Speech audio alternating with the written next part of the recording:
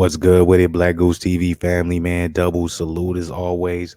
It's your boy Fluence Boxing back in the building once again with some more Fluence Boxing news. You already know what type of time on. 110%, always, forever, until the day I die. What we talking about? Look, y'all can see it's coming from boxingscene.com, one of my most favorite sites to visit. I've been going to boxingscene.com for I don't know how long. What we talking about? Stanionis versus Ortiz. It's been ordered for December 12th purse bid because of negotiations being stalled. Why is this a topic that I want to talk about?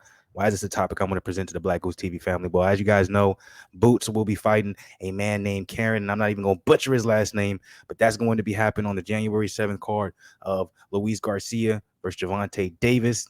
Boots had some interesting words saying, well, supposedly we were supposed to fight Stanionis, but somehow the negotiations fell through. We never heard back. Nothing ended up getting finalized, and now we're here fighting my guy, Karen, respectfully. And that's what the case is. So how much I can believe that, how much truth there is behind that, I don't know. All I can do is go off of what he said. And then obviously all I can go off of what's presented here when it comes to this information. Me personally, I don't think Boots versus Stanionis was ever in play at all. And the reason why I'm saying that is because it's been speculated, at least for the last couple of months, of Stanionis versus Ortiz happening.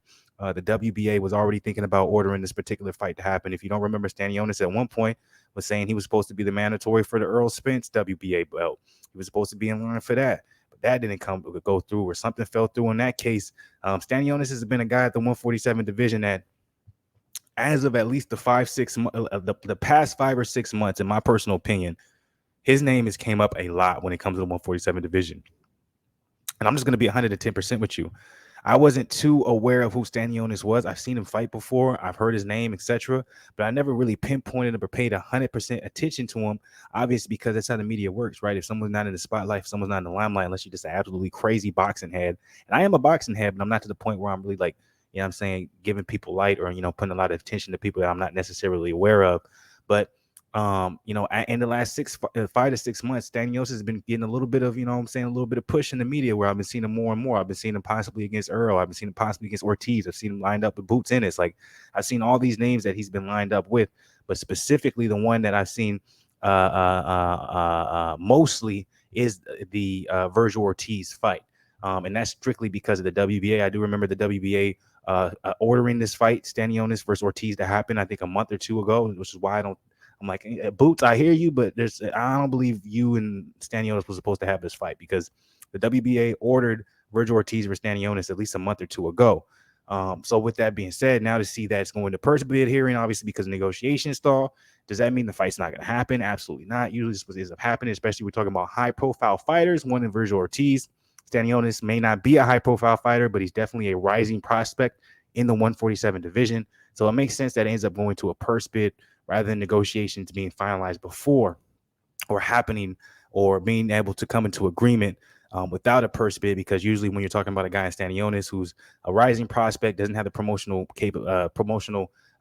backing behind him the same way Virgil Ortiz does, but he's also a rising prospect, this is usually what happens. It goes to a purse bid because usually it allows the much more what's the good word for it? Higher known or much more publicly known boxer, their promotional team, to step in, put some money down and be able to take, the fight and be able to promote it themselves. So that's usually the case for here.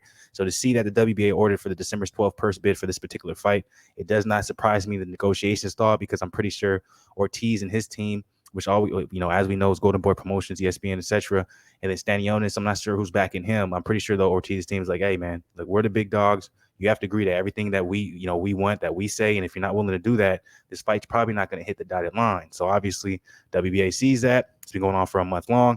So now it's time for them to step in and be like, okay, hey, we need to go ahead and we need to make something happen when it comes to this particular fight, because, nothing has been made between the two teams or the two parties. We just need to go ahead and put out, like, this is the price of the fight. Whoever's going to pay for it, that's who's going to get it. And you guys can go from there. So first and foremost, I do want to say, man, this is a firefight.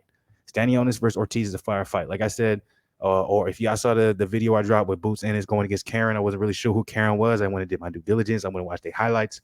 Was not impressed, respectfully. I was like, Boots should be able to have fun with this fight, and he should be able to continue his dominance and a surgence when it comes to the 147 division. Now, This fight, when it comes to Ortiz and Stanionis, this is not an easy fight for Ortiz. Number one, it's not an easy fight for Stanionis. Number two, now majority of you guys are probably going to be saying, of course, this isn't an easy fight for Stanionis. Who the hell is Stanionis, right?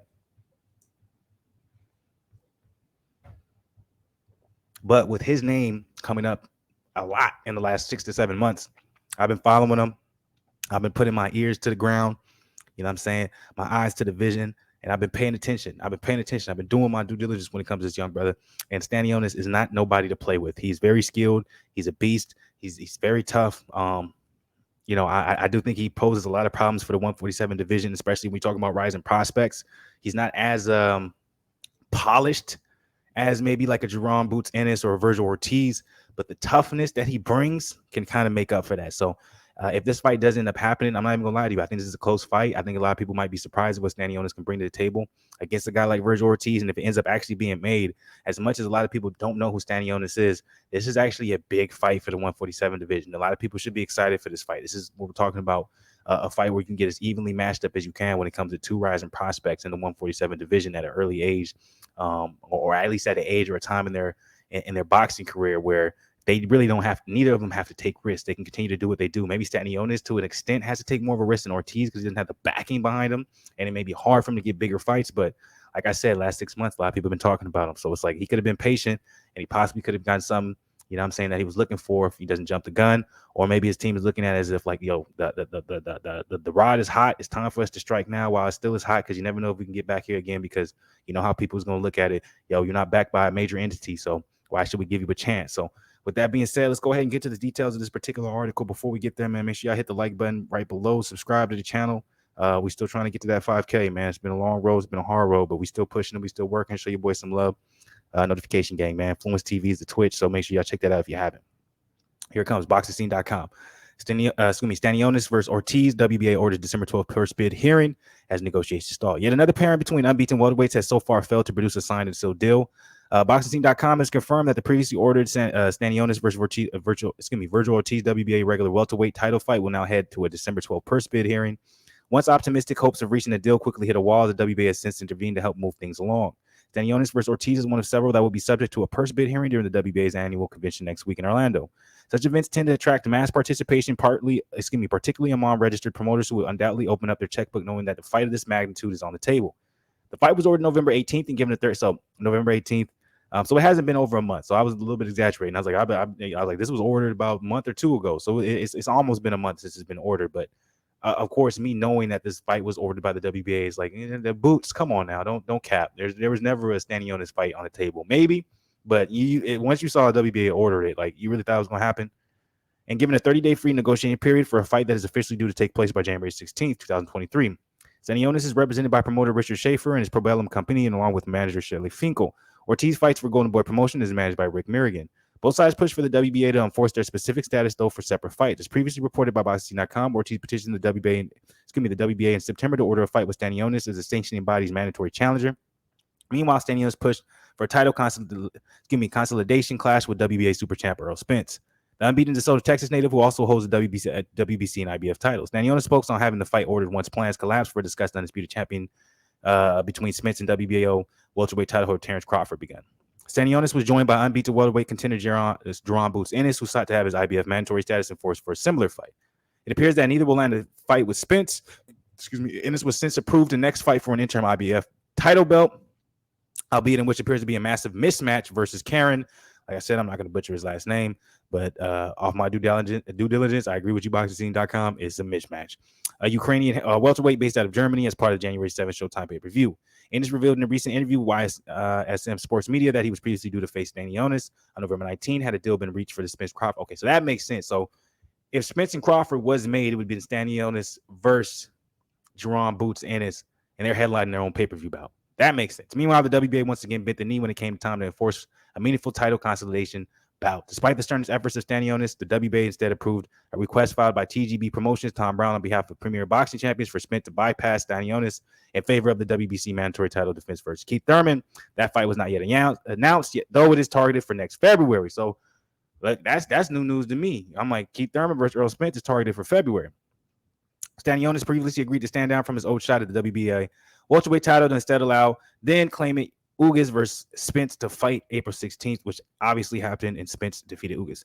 Stanionis was granted a slot on the Showtime leading card, winning the secondary WBA welterweight title in a 12-round decision over Butiev. Ortiz advanced to the mandatory position for Stanionis' version of the title, followed a ninth-round knockout of Michael McKinson. Their August 13 clash of unbeaten welterweights took place at Dickles Arena in Fort Worth, near Ortiz's Grand Prairie hometown in the greater Dallas area.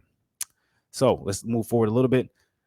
Instead, the welterweight division now has 2 fights between unbeaten fighters that can't get across the line. The December 12th purse bid hearing could either resolve that matter for Stanionis Ortiz, or the worst case scenario could arise where the fight somehow doesn't happen at all. So that would be unfortunate if this fight doesn't actually end up happening, especially with the hoopla behind it. I think this should definitely be something that should take place. But at the same time, like I said, Stanionis and Ortiz are both rising prospects, and they want to when they put their risk above their reward, they want it to be against someone like Earl Spence, a Keith Thurman, or a Terrence Crawford. They don't want to necessarily put their risk up against another rising prospect, because that doesn't necessarily guarantee you a big fight afterwards with these guys who are basically the kings of the welterweight division. So I understand both sides. What do you guys think about this entire video, man? Drop it below in the comments. As always, like the video if you ain't like the video. Subscribe to the channel, man. Be part of the family if you're not part of the family. Much love. Hey, on the Sports Nigga side of the game, I'll be back with one more boxing. Stay blessed. Double salute. Not stressed. You already know what it is. Much love to the people. I'm out for now, but I'll be back again.